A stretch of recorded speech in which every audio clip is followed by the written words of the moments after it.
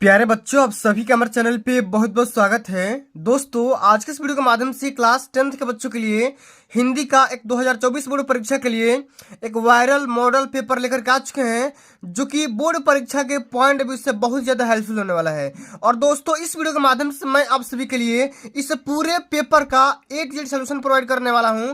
और अब की बार 2024 का जो पेपर आएगा बिल्कुल ऐसा ही आएगा जैसा कि आप सभी का 2023 का हिंदी का पेपर आया था। ठीक है, तो मैं आप सभी को इस वीडियो के माध्यम से इस पूरे पेपर का A to Z solution provide करने वाला हूं। साथ में दोस्तों, मैं आप सभी को यही बताऊंगा कि हिंदी में जो आपका गद्यांश, पद्यांश, ठीक है, जीवन परिचय, सब कुछ मैं लिख करके बताऊंगा कि बोर्ड परीक्षा में अब की बार कैसे लिखोगे कि आपका एक भी नंबर नहीं कटेगा और फुल में फुल मार्क्स मिल सकेगा। ठीक है, तो बिल्कुल ऐसा ही आएगा 2024 वाला पेपर, जैसा कि मैं आप सभी को इस वीडियो के माध्यम से शेयर करने वाला हूं। और ये वीडियो देखने के बाद आप सभी का बोर्ड परीक्षा 2024 में 95% मार्क्स फिक्स हो जाएगा, ये मैं दावे के साथ बोल सकता हूं। एक बात दोस्तों, मैं आप सभी को और बता देना चाहता हूं कि मैंने आप सभी के हेल्पफुल के लिए एक व्हाट्सएप चैनल भी क्रिएट कर लिया है, और व्हाट्सएप चैनल का नाम है ऑनलाइन स्टडी सीरीज, जो मेरा यहाँ पे यूट्यूब चैनल का नाम है। ठीक है, तो आप यहाँ तक कैसे पहुंचोगे?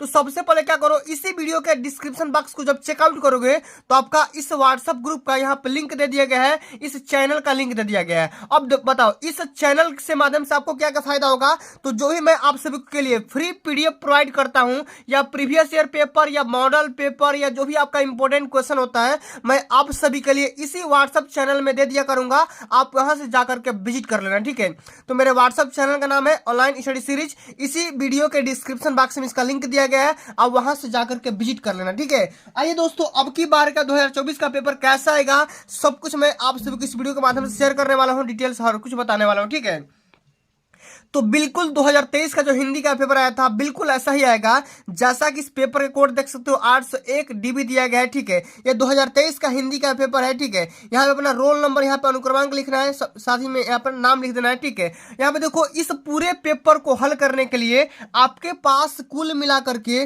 3 घंटा 15 मिनट का टाइम मिलता है। ठीक है, यहाँ पे नोट लिखा गया है कि प्रारंभ के 15 मिनट परीक्षार्थियों को प्रश्न पत्र पढ़ने के लिए निर्धारित है। ठीक है, शुरुआती के जो आपके टाइम मिलेंगे, ठीक है, उसमें आपका पेपर पढ़ना है। ठीक है, यहाँ पे निर्देश सबसे पहले समझ लेते हैं, उसके बाद हम पेपर के सारे क्वेश्चन को अटेम्प्ट करेंगे। ठीक है, और बोर्ड परीक्षा में कॉपियां कैसे लिखना है वो भी मैं आप सभी को इस वीडियो के माध्यम से बताने वाला हूँ। ठीक है, यहाँ पे देखो, सबसे पहला जो निर्देश दिया गया बच्चा, सभी प्रश्न करना जरूरी है। ठीक है, और ये जो प्रश्न पत्र होगा 2 खंड में डिवाइड किया जाएगा, खंड अ में और खंड ब में। ठीक है, खंड अ जो होगा 20 एमसीक्यू इसमें आएंगे, जिनको ओएमआर आंसर शीट में भरना होगा। ठीक है, तो ओएमआर कैसे भर रहा है सब कुछ मैं आप सभी को बताऊंगा। ठीक है, ओएमआर भरने का सही तरीका क्या होता है वो भी मैं आप सभी को बता दूंगा। ठीक है, तो चलिए आगे यहाँ पे बढ़ते हैं। खंड अ के प्रत्येक प्रश्न का निर्देश पढ़कर केवल प्रदत्त ओएमआर आंसर शीट में भरना होता है। ठीक है, किसी भी ओएमआर आंसर शीट को भरने के लिए इरेजर का, वाइटर का या किसी भी तरीके का आपको काटापिटी नहीं करना है। ठीक है, चलो यहाँ पे समझ लेते हैं कि प्रश्न के अंक उनके सामने दिए गए हैं। प्रश्न पत्र जो आपका सेकंड सेक्शन होगा खंड ब, वो आपका 50 नंबर का होगा, जिनको आपको आंसर शीट में लिखना होगा। ठीक है, आइए दोस्तों, हम यहाँ पे सेक्शन अ से यहाँ पे स्टार्ट करेंगे। खंड अ के जितने भी यहाँ पे मोस्ट इंपोर्टेंट बहुविकल्पी प्रश्न दिए गए हैं, सबसे पहले इसको हल करते हैं, उसके बाद वर्णनात्मक प्रश्न को भी हल करके बताएंगे कि आपको बोर्ड परीक्षा में कैसे हल करना है। ठीक है, चलो, सबसे पहला हमारा क्वेश्चन पूछा गया है कि चिंतामणि के रचयिता कौन है? डॉक्टर राम कुमार वर्मा, जयशंकर प्रसाद, या आचार्य रामचंद्र शुक्ल, या प्रेमचंद? तो चिंतामणि के रचयिता कौन हो जाएंगे? आचार्य रामचंद्र शुक्ल जी हो जाएंगे। हमारा तीसरा ऑप्शन यहाँ पे क्या हो जाएगा? करेक्ट हो जाएगा। ठीक है, तो इस प्रकार से आपको एमआर में तीसरा ऑप्शन को फिलअप कर देना है। ठीक है, चलो, अगला हमारा क्वेश्चन पूछा गया बच्चा कि पंच परमेश्वर कहानी के लेखक कौन है? तो पंच परमेश्वर कहानी के लेखक आचार्य रामचंद्र शुक्ल, प्रेमचंद, यशपाल, या राजेंद्र प्रसाद? ठीक है, ये राजेंद्र यादव। तो पंच परमेश्वर कहानी के लेखक हो जाएंगे प्रेमचंद। ठीक है, कौन हो जाएंगे? प्रेमचंद हो जाएंगे। ठीक है, चलो, अगला हमारा क्वेश्चन पूछा गया बच्चा कि जयशंकर प्रसाद का नाटक नहीं है। ध्रुव सामने बिल्कुल है, चंद्रगुप्त भी है, स्कंदगुप्त भी है, लेकिन लहरों के राजहंस ये नहीं है। ये कौन लिखा है? कमेंट करके बताओ। ठीक है, लहरों के राजहंस ये जयशंकर प्रसाद का नहीं है, तो यहाँ पे तीसरा ऑप्शन यहाँ पे राइट आंसर हो जाएगा। ठीक है, चलो, अगला हमारा क्वेश्चन पूछा गया है, शेखर एक जीवनी जो है, इस उपन्यास के लेखक कौन है? धर्मवीर भारती, प्रेमचंद, फणीश्वर नाथ रेणु या अज्ञेय। तो एक जीवनी जो है शेखर, इसके राइटर क्या हो जाएंगे, अज्ञेय जी हो जाएंगे। चौथा ऑप्शन हमारा बिल्कुल राइट आंसर हो जाएगा। ठीक है, चलो अगला हमारा क्वेश्चन पूछा गया है कि अपनी खबर आत्मकथा है, किसकी है भैया बताओ। पांडे बेचन शर्मा उग्र की, डॉक्टर राजेंद्र प्रसाद की, हरिवंश राय बच्चन की या श्याम सुंदर दास की। तो अपनी खबर ये जो आत्मकथा है ये पांडे बेचन शर्मा उग्र की है। पहला ही ऑप्शन यहाँ पे राइट आंसर हो जाएगा। ठीक है, चलो अगला हमारा क्वेश्चन पूछा गया बच्चा कि भूषण किस युग के कवि हैं, बताओ। आदिकाल के, रीतिकाल के, भक्ति काल के या आधुनिक काल के। तो भूषण रीतिकाल के कवि हो जाएंगे। ठीक है, तो यहाँ पे सेकंड ऑप्शन यहाँ पे बिल्कुल राइट आंसर हो जाएगा। ठीक है, चलो अगला हमारा question very very most important question है कि ललित ललाम रचना है। जो भी 2023 का पेपर आया है बिल्कुल ऐसा ही आपका पेपर आएगा 2024 वाला। ठीक है, इसमें से भी आपका 95% पाने का सपना है, तो आप पूरा पेपर देखिए। ठीक है, ललित ललाम रचना किसकी है, मतिराम की, पदनाकर की, ठीक है, या देव की या भूषण की। तो ये हो जाएगा मतिराम की। पहला ऑप्शन यहाँ पे बिल्कुल राइट आंसर हो जाएगा। ठीक है, चलो अगला हमारा क्वेश्चन पूछा गया बच्चा कि यशोधरा किसकी रचना है। जयशंकर प्रसाद की, महादेवी वर्मा की, सुमित्रा नंदन पंत की या मैथिली शरण गुप्त की। यशोधरा बताओ, यशोधरा किसकी रचना हो जाएगा दोस्तों, ये हो जाएगा आप सभी का महादेवी वर्मा का। ठीक है, यहाँ पे, ठीक है, सॉरी यहाँ पे मैथिली शरण गुप्त का होगा। ठीक है, चौथा ऑप्शन यहाँ पे राइट आंसर हो जाएगा। ठीक है, चलो अगला हमारा हो जाएगा, क्वेश्चन पूछा गया है कि आंगन के पार द्वार किसकी रचना है।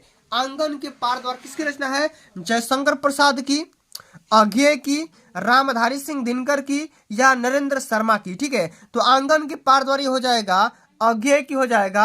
यहाँ पे सेकंड ऑप्शन बिल्कुल राइट आंसर होगा। ठीक है, चलो अगला हमारा क्वेश्चन पूछा गया है कि दीप शिखा काव्य संग्रह है महादेवी वर्मा की, जयशंकर प्रसाद की, सुभद्रा कुमारी चौहान की या सूर्यकांत त्रिपाठी निराला की। तो दीप शिखा किसकी है बताओ, तो ये है महादेवी वर्मा की। पहला ऑप्शन यहाँ पे राइट आंसर हो जाएगा। तो दोस्तों जैसा कि आप सभी जानते हैं कि 10 जो पहला जो 10 MCQ आता है, 5 पद्य से आता है और 5 गद्य से आता है। तो आपका तो ये तो खत्म हो गया, और यहाँ पे जो भी अब बाकी 10 बचे MCQ आएंगे वो ग्रामर से आएंगे। ठीक है, इससे यहाँ पे पूछा गया करुण रस का अस्थायी भाव क्या होता है, रौद्र, उत्साह, अद्भुत या शोक। तो करुण रस का अस्थायी भाव क्या हो जाएगा, शोक हो जाएगा। करुण मतलब क्या हो जाएगा, शोक हो जाएगा। ठीक है, तो ग्रामर का सेक्शन स्टार्ट हो गया। अब अगला हमारा क्वेश्चन पूछा गया कि चरण कमल बंदो हरिराई। ठीक है, उपयुक्त पंक्ति में कौन सा अलंकार है, उपमा अलंकार, उत्प्रेक्षा अलंकार, रूपक अलंकार या यमक अलंकार। तो चरण कमल बंदो हरिराई में जहां दो वस्तुओं की समानता की जब वहां पर रूपक अलंकार होता है, आप सभी को पता होगा। ठीक है, तीसरा ऑप्शन यहाँ पे राइट आंसर होगा। ठीक है, चलो अगला हमारा क्वेश्चन पूछा गया है कि यह सममात्रिक छंद है, इसमें 4 चरण होते हैं और प्रत्येक चरण में 24 मात्राएं होती है।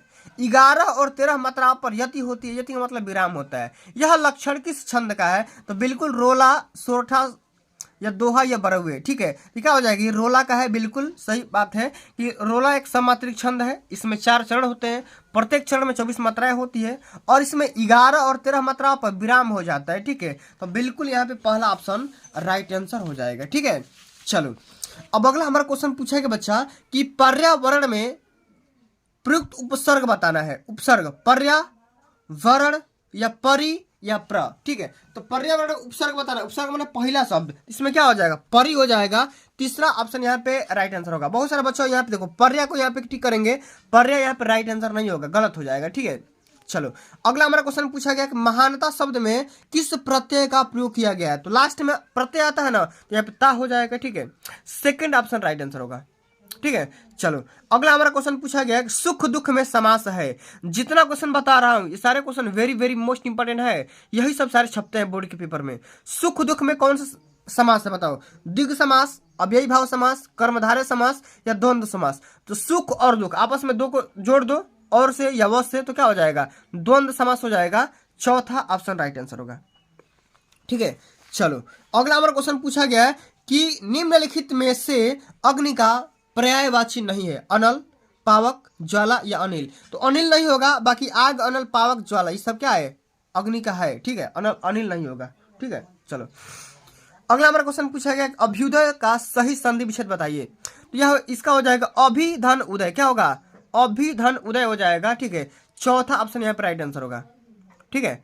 चलो, अब अगला हमारा क्वेश्चन पूछा गया बच्चा कि मधु शब्द का पंचमी विभक्ति एवं एक वचन रूप है। ठीक है, तो पंचमी विभक्ति और एक वचन बताना है। ठीक है, तो क्या हो जाएगा, इसका हो जाएगा मधुना। क्या हो जाएगा, मधुना हो जाएगा।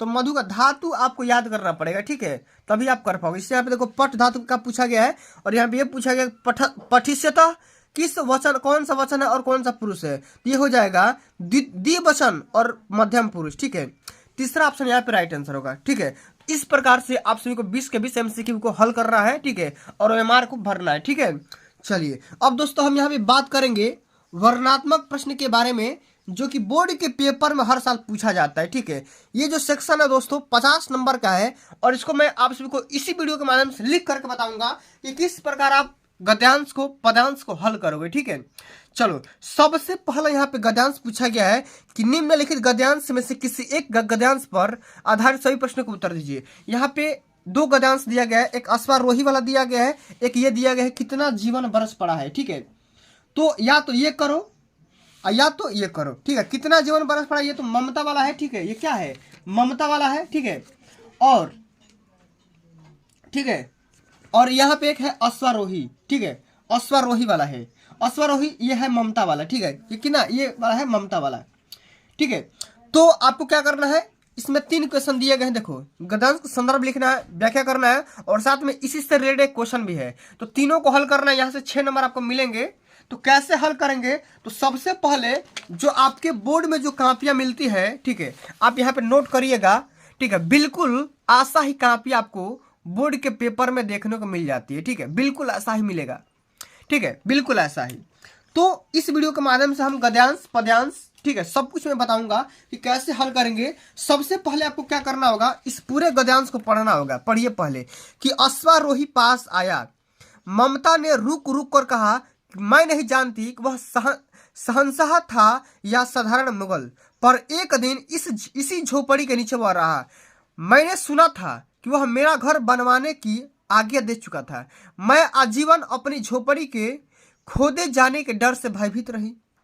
भगवान ने सुन लिया, मैं आज इसे छोड़े जाती हूँ। ठीक है, अब तुम इसका मकान बनाओ या महल, मैं अपने चिर विश्राम गृह में जाती हूँ। सबसे पहले इसका क्या करना है, संदर्भ लिखना है। ठीक है, व्याख्या करना है रेखांकित अंश का, साथ में ये बताना है कि ममता ने आजीवन भयभीत रहने का क्या कारण बताया। ठीक है, तो इसके हमें क्या करना है, आंसर देना है। ठीक है, तो चाहिए हल करते हैं। ठीक है, आइए सबसे पहले हम यहाँ पे दोस्तों ब्लैक पेन का इस्तेमाल करेंगे, और हम यहाँ पे लिखेंगे खंड ब। ठीक है, यहाँ पे लिखेंगे खंड ब,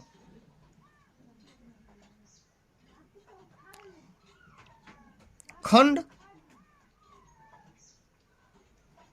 ब, अंडरलाइन कर दो यहां से। अब ठीक है, यहां पे लिखेंगे प्रश्नोत्तर संख्या।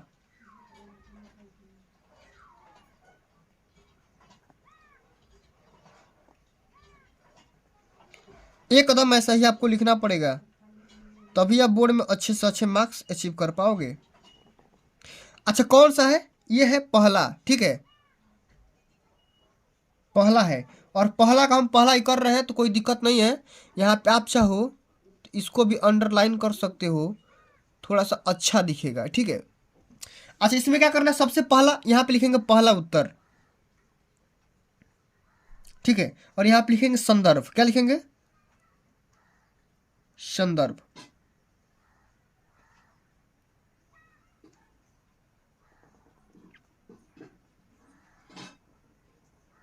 चलिए आइए ध्यान से समझिएगा कैसे लिखा जाएगा।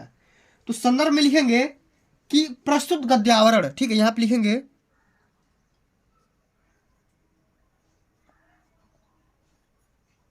ठीक है, यहां पे लिखेंगे प्रस्तुत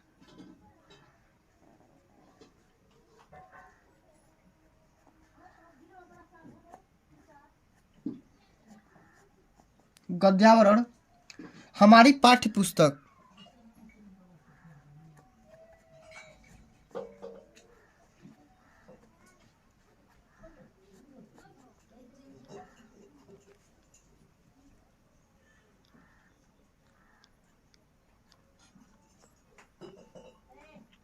हमारी पाठ्य पुस्तक, अच्छा हिंदी से लिया गया है ना, तो आप हिंदी को यहाँ पे डार्क भी कर सकते हो, ठीक है। इस तरीके से हिंदी के गद्य खंड,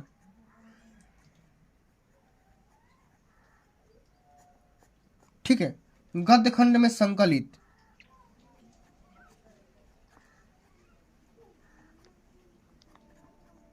संकलित, अच्छा कौन सा पाठ है? ममता वाला है, तो हम यहाँ पे लिख देंगे ममता,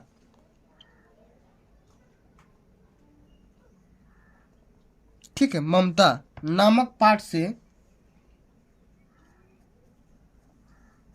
या नामक शीर्षक से भी लिख सकते हो, नामक शीर्षक से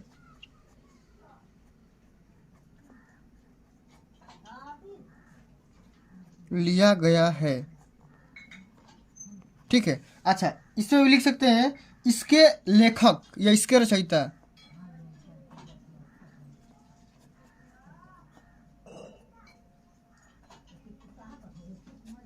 कौन है बताओ? श्री जयशंकर प्रसाद, यहाँ पे लिख दो।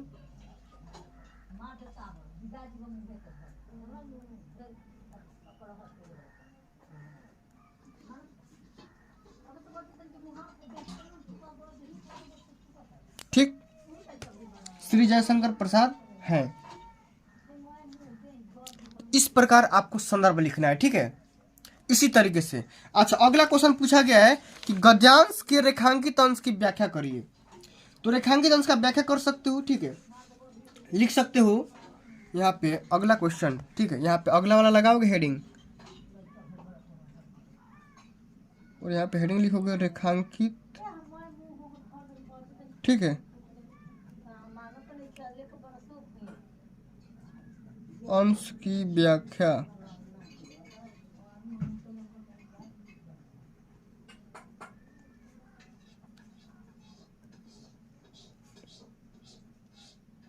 ठीक है। इस प्रकार रेखांकित अंश की व्याख्या में क्या लिखेंगे? हम लिखेंगे कि श्री जयशंकर प्रसाद जी कहते हैं कि ममता ने, क्या लिखेंगे कि ममता ने अश्वारोही को बुला करके उससे कहा कि उस व्यक्ति ने मेरे घर का नवनिर्माण कराने का आदेश दिया, अपने ही अधीनस्थ को दे दिया था, ठीक है।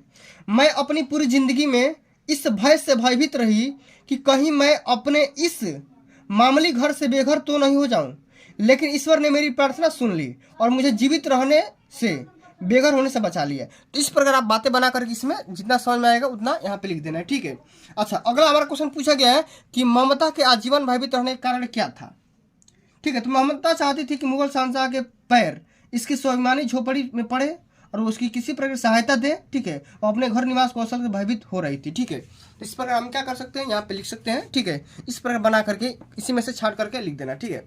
चलिए अब या तो ये कर दो ना तो ये कर दो, तो इसको छोड़ दो, ठीक है। अब यहाँ पे आओ, ये वाला सेकंड क्वेश्चन का यहाँ पे देखो, सेकंड क्वेश्चन क्या दिया गया है। इसी पर एक पद्यांश दिया है, ठीक है, कि पूर्ते निकसी रघुबर बधु धरी धीर दय मग में डग द्वय। तो इसको भी सेम वैसे ही करना है, संदर्भ लिखना है, साथ में इसका एक सवाल का जवाब देना है, ठीक है, साथ में इसका रेखांकित अंश का व्याख्या, इसमें अलंकार बताना है, ठीक है। तो इस सेम वैसा ही कर लेना, अगर वो नहीं यार तो ये वाला मेवाड़ मुकुट वाला कर देना, ये वाला, ठीक है। चलो तीसरा एक संस्कृत का गद्यांश दिया गया है, इसको भी सेम टू सेम वैसा ही करना है, ठीक है। तो बिल्कुल वैसा ही है, कोई दिक्कत की बात नहीं है। और चौथा यहाँ पे एक सूक्ति दिया गया है, सूक्ति को भी वैसा ही करना है, संदर्भ लिखना है, प्रसंग लिखना है और हिंदी में अनुवाद कर देना है, ठीक है। तो दोनों में से किसी को करना है। और पांचवा क्वेश्चन क्या होता है, आपके कण खंड के काव्य के हिसाब से होता है, खंड काव्य के हिसाब से, ठीक है। तो खंड काव्य में से तो जिले जिले का अलग अलग होता है, तो आप जिले के हिसाब से अपने डिस्ट्रिक्ट के हिसाब से लिख सकते हो, कोई दिक्कत की बात नहीं है, इसमें कुछ बताने वाला नहीं है, ठीक है। अब यहाँ पे आओ, सबसे इंपॉर्टेंट चीज जो जीवन परिचय। तो जीवन परिचय कैसे लिखा जाता है इसको सबसे पहले समझिएगा, ठीक है। तो जीवन परिचय से यहाँ पे लिखा गया जो रामचंद्र शुक्ल का, भगवत उपाध्याय का, जो शंकर प्रसाद का, ठीक है। यहाँ पे देखो गोस्वामी तुलसीदास का, रसखान का, सुमित्रानंद पंत का, या मैथिली शरणगुप्त का। तो कैसे लिखोगे यहाँ पे मैंने बताया है, देखो मैंने एक शॉर्टकट ट्रिक के माध्यम से बताया था, ठीक है, कि प्रश्नोत्तर से कैसे डालोगे। अगर सूरदास का लिखना है तो सूरदास यहाँ पे लिखो, जीवन पर से यहाँ पे सबसे पहले एक छोटा सा नोट बना लो कि नाम लिख दो, उनका जन्म लिख दो, जन्म स्थान लिख दो, पिता का नाम, माता का नाम, भाषा, ठीक है, मृत्यु, ठीक है, उसके बाद रचना का नाम 2-3 लिख दो, आपका पूरा का पूरा नंबर मिल जाएगा, ठीक है। इसको आप बातें बना करके लिख सकते हो, कोई दिक्कत की बात नहीं है। ठीक है। यहाँ पे श्लोक लिखना है, जाहिर सी बात है लिख दोगे, कोई दिक्कत की बात नहीं है। यहाँ पे संस्कृत में आंसर देना है कि बीरा केन पूजित है तो बीरा बिरेड पूजित है, ठीक है। इसी प्रकार 2 का उत्तर देना है, आप आसानी से कर सकते हो। निबंध जो कि आपका आता है 9 नंबर का आता है, कई बार हमने बता दिया है, देश प्रेम पे, आतंकवाद पे, प्रदूषण पे, आज़ादी का अमृत महोत्सव पे, ठीक है। तो सब पे आपको करना होता है, ठीक है। तो मैंने ऑलरेडी इसको भी बता दिया है, कोई दिक्कत की बात नहीं है, ठीक है। तो दोस्तों इस प्रकार इस पूरे पेपर का आपको तैयार करना है, तभी आप बोर्ड के पेपर में अच्छे से अच्छे मार्क्स अचीव कर पाओगे। तो दोस्तों आज के लिए बस इतना ही। अगर ये वीडियो आप सभी को अच्छी लगी होगी, हेल्पफुल लगी होगी, तो वीडियो को लाइक कर देना, शेयर कर देना, अगर चैनल पर नए हो तो सब्सक्राइब भी कर देना। जल्द ही मिलते हैं अगली वीडियो में, तब तक के लिए जय हिंद, जय भारत, वंदे मातरम।